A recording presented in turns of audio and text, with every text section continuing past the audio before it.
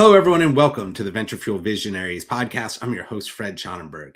Today, I'm joined by Manasa Nalla, who is the Associate Director of Product Innovation and Strategy at the Duracell Company, where she drives consumer-centric innovation and shapes future product roadmaps across multiple markets. Over the past 9 years at Duracell, Manasa has grown from engineering leadership into senior product strategy, driving global launches, fostering 100-plus partnerships with device manufacturers, customers, and retailers, and delivering significant business growth across both consumer and professional portfolios.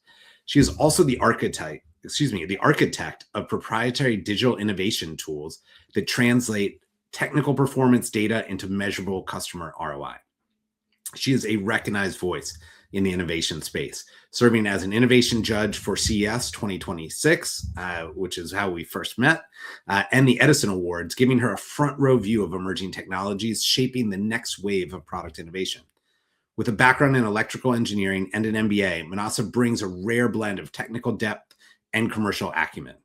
Today, we're going to explore how to move from innovation activity to measurable impact, how to scale new product pipelines into a global legacy brand, and how to navigate OEM ecosystems and internal priorities, and how AI and emerging tech are reshaping product strategy. So please join me in welcoming Manasa to the show.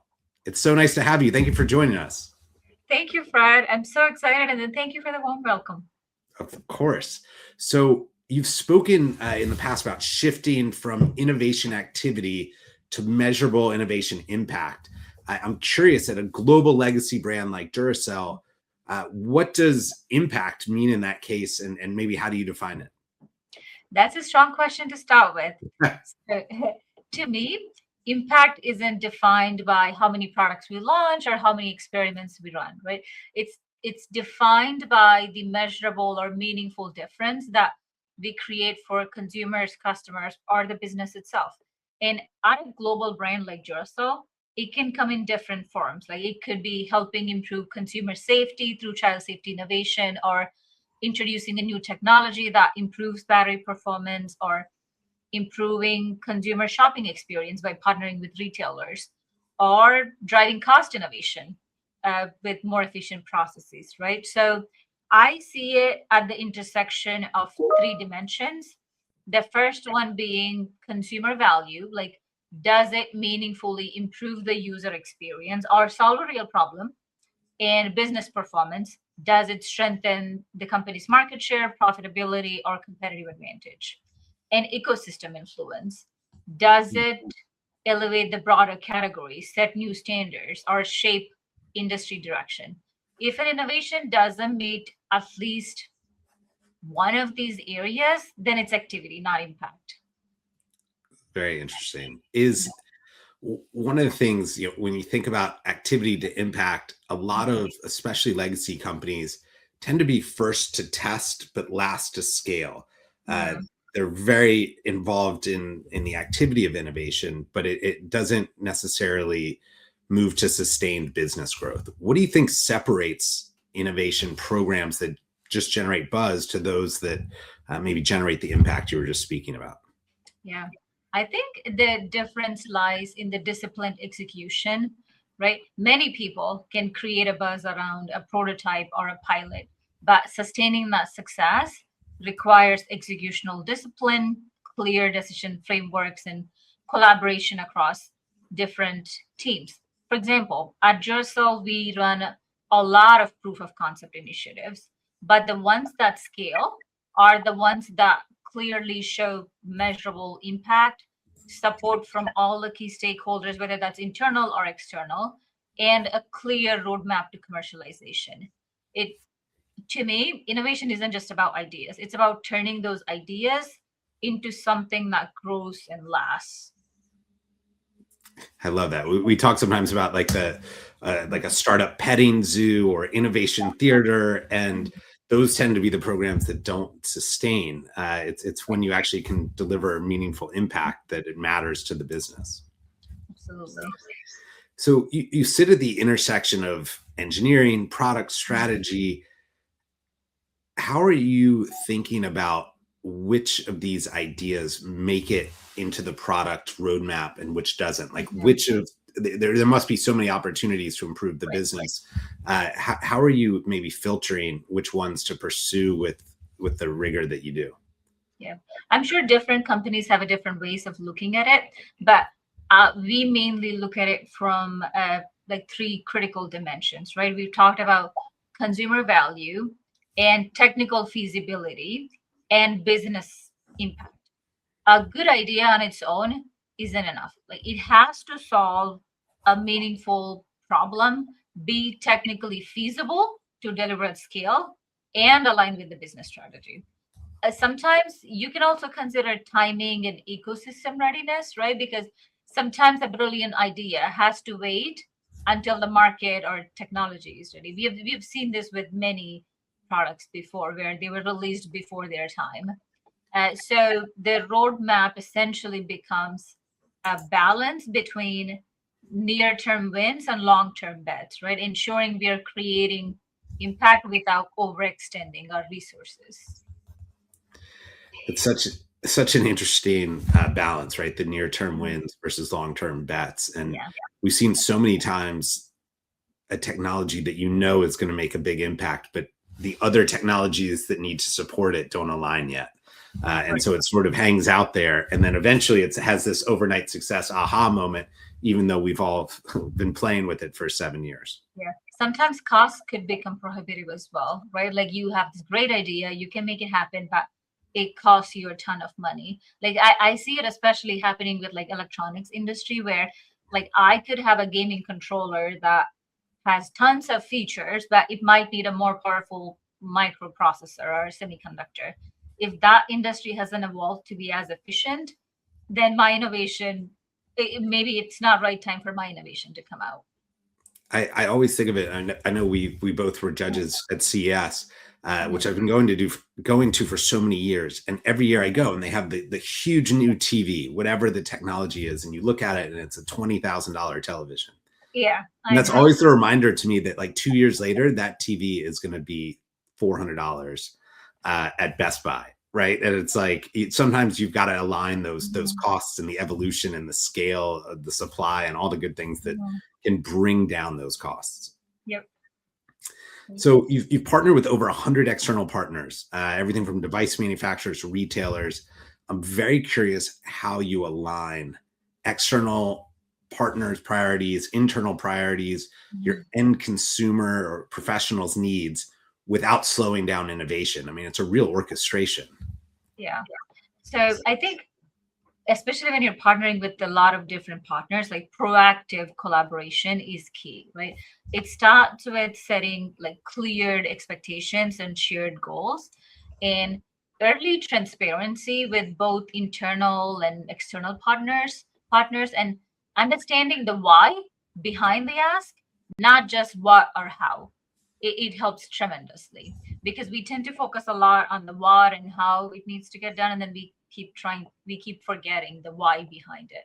So once you define the why, I think execution and collaboration becomes more structured with clear decision frameworks. And we also need to make sure that the consumer or the end user, their perspective stays at the front and center. So when everyone sees how their work impacts the end user, it helps balance competing priorities and keeps innovation moving efficiently.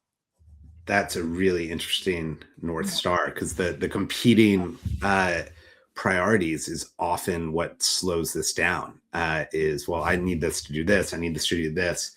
Yeah. And at the end, who you're trying to serve is aligned. So if you can use that as the guiding light to kind of overcome those hurdles, it's a very smart way to look at it. Yeah, we can't be everything to everyone, right? We have to realize that.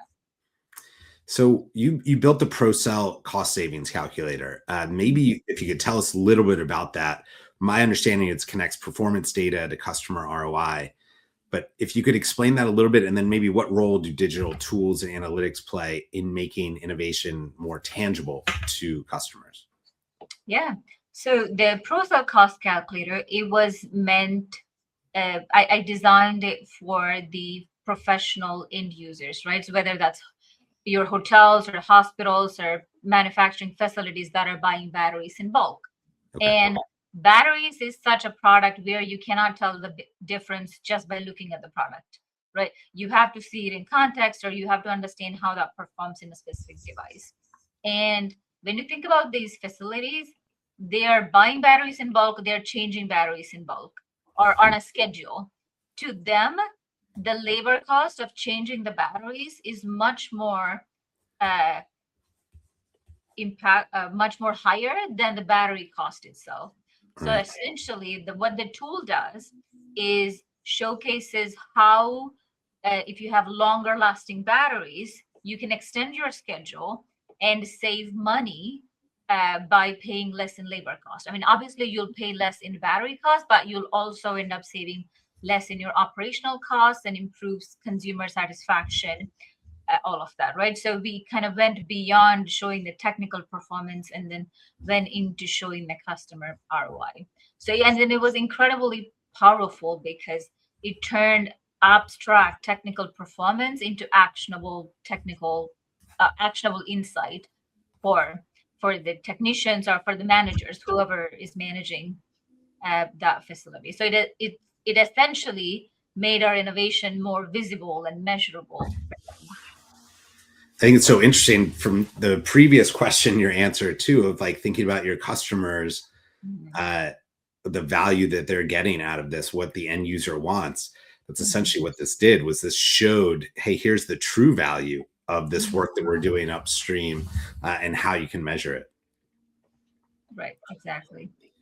One of the things I was thinking about as you were talking was, with all the different external partnerships that you've navigated, how do you combat the what I'll call not invented here syndrome, especially with a company as decorated and celebrated and with so many smart people that as Duracell, right? How do you still maintain that value of outside in innovation or co-development or working with partners, startup collaboration, etc.? Yeah.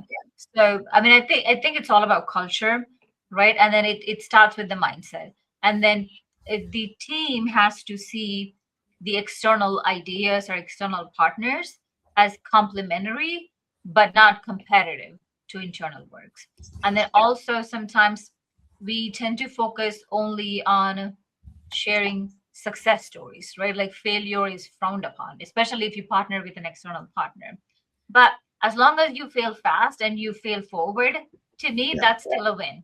So creating those early wins with co-development and partnerships and like showing the benefits of outside innovation helps. And when people see that collaboration accelerates learning, it drives impact naturally, and it builds a culture that values partnerships, like co-creation and startup engagement. We have a whole system where we engage with these external partners, whether that's universities or startups, right, or suppliers even. Sometimes they could be working on more efficient processes. So I think fortunately, we have a good culture of kind of co-partnering with these external partners, and then OEMs too. Sometimes it unlocks insights way before they even hit the market. Absolutely. So help me understand how, maybe a little bit more of behind the scenes, how you scale innovation within such a global brand and company overall without getting trapped by the legacy systems or internal politics or just general risk aversion that is so natural and actually important in a large legacy business. It's hard to escape them, isn't it? Yes, very much so. But it requires a mix of persistence and influence, a lot of influence, and strategic framing of your request, right? And then very heavy on the influence, actually. You need to know who your key decision makers are and build a good partnership with them. Make sure that they're on your side when I mean, obviously you have to show the value of your thought process, but you have to make sure that you work with those key decision makers first before it even gets to the working team, right? And I think that creates a relationship across teams and creates a process that balances governance with agility. Both are important. And then sometimes it's also important to pick the right battles, right? Like knowing when to push for new approaches and knowing when to adopt to legacy constraints. I think that comes a lot from learning from past product successes or failures, or there are a lot of those stories in any company, right? Like they've gone through many different innovation cycles. So it's important to pick the right battle, and over time, uh, delivering repeatable, visible wins, like builds your credibility and trust, makes it easier to influence and scale bigger initiatives. 100%. So I Mhm. want to switch gears a little bit and talk about this year. You're judging at CES, the Edison Awards that we mentioned. Are there any trends or emerging technologies that you've seen that you think enterprise leaders should be paying attention to? Very, very good question. So I think I see three big trends, right? So the first one is connected ecosystems Hmm. that integrates products and services for seamless consumer experiences. It gives them more control, more portability, and just more convenience overall. And I think the second one would be smarter energy solutions that not only focus on performance, but also combines efficiency and sustainability.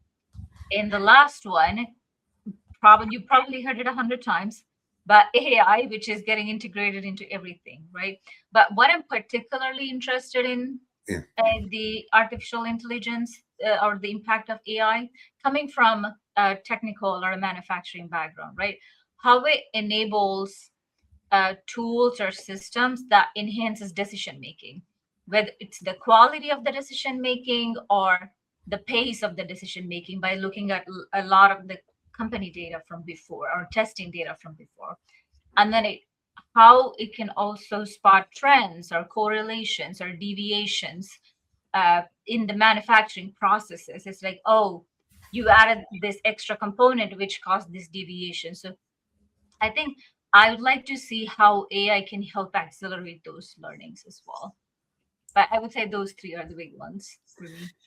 It's very interesting. We run several AI focused programs for multiple different industries. And what's very unique about AI is that it applies to so many different parts of the business. And so the idea of, in materials or technology is like, from an R&D lens, where can this unlock sort of the internal talent, right? To say, oh, maybe we should look more at this one that we looked at 3 years ago, but we discounted for this reason. And I think that's really the excitement that this provides for that space. I mean, one thing that came to me as you were talking about it again is how it can also accelerate prototyping, right? Like, especially in the batteries world, it's a physical product, which takes time to prototype and then validate and test, right? So if AI can look at all of our past data, because battery is essentially a mix of different chemical components, right? So you change one, the performance changes. So everything has impact on the other. So if AI can look through that data and then help, hey, like you've changed this, it impacts this by this percentage. I think that would accelerate the timings for the physical prototyping as well. So one of the things we do on the show, sometimes we call it rapid fire, and it's where I ask a series of questions, really to get your gut instinct top of mind, sort of, one sentence type of response, so that we can get the most out of you in the brief time we have together. So if you're ready, I'd love to ask you a couple questions for rapid fire. Okay, no pressure. Let's go. Yeah. What do you think is the most overused word in corporate innovation? Disruption. Real innovation is about creating measurable impact, not just hype. That's so interesting. We talk about it a lot internally, is this balance of growth versus disruption, and that they're sort of similar viewpoints, but one has such a negative connotation and the other is very, abundance theory. So anyway, what do you think is the most underrated lever for scaling innovation? I think we talked about it, disciplined execution and cross-functional alignment. Great ideas fail if not all the teams are on the same page and if they aren't moving together. Beautiful. What is one metric every innovation leader should be tracking? How their innovation creates or enhances consumer experience. Otherwise, it's just activity until it drives real results. Which do you think has the potential to create more long-term advantage, competitive advantage, OEM partnerships or internal R&D? Both matter. OEM partnerships unlocks insights faster. Internal R&D builds capability, and external collaboration accelerates adoption. Cool. What do you think is the biggest mistake that product leaders make when they are trying to commercialize new technologies? Thinking a new technology or a new feature alone sells. Customers care about outcomes and stories, not features. Oof. Very good. This is one of the biggest things that we get asked is some combination of the question of should we buy, build, or partner? Most legacy companies always default to build internally, right? They want to own it. That's the way it's been done. Then they start to get this acquisition bug. And then partnering is something that we actually believe AI is accelerating that viewpoint. But I'm curious, do you think you should build internally, partner, or acquire? Which do you lean towards of those three? I think for me, code development hits the balance. You get the speed and expertise of an external partners while maintaining strategic control, which is especially important for like big legacy companies to maintain the control. Agreed. Last one. Innovation creates more value through premium pricing or operational efficiency. And I will say this question comes out of we've had some people talk about the idea of AI, that everyone talks that it's going to create growth and external impact, but the reality is most people are using it for internal efficiency. Yeah. And so we're trying to unpack this. Is this an AI thing or is this innovation overall? So where do you think innovation, new technologies creates the most value? Is it from efficiency or growth? I think I might have to disagree on both, but I think it creates value and it solves a real end user problem. You do that well, you earn the pricing power while unlocking operational efficiency through scale, because you're going to sell more product, you're going to drive up your efficiencies. I love it. Well, this has been amazing. Is there anywhere you would like to direct our audience to learn more about you or the work you're doing at Duracell? Yeah, I mean, I'm on LinkedIn. My handle is Manasa Nalla. I'd love to connect with anyone that has any questions about innovation. I'm always interested in the topic of innovation. So I'd love to have chats and talk about what their companies are doing, which is what my company is doing. But yeah, LinkedIn would be a good place to start. Fantastic. Well, thank you for taking the time to share all the different ways you're sparking change at Duracell and beyond. We really appreciate it. Yeah, of course. Thank you.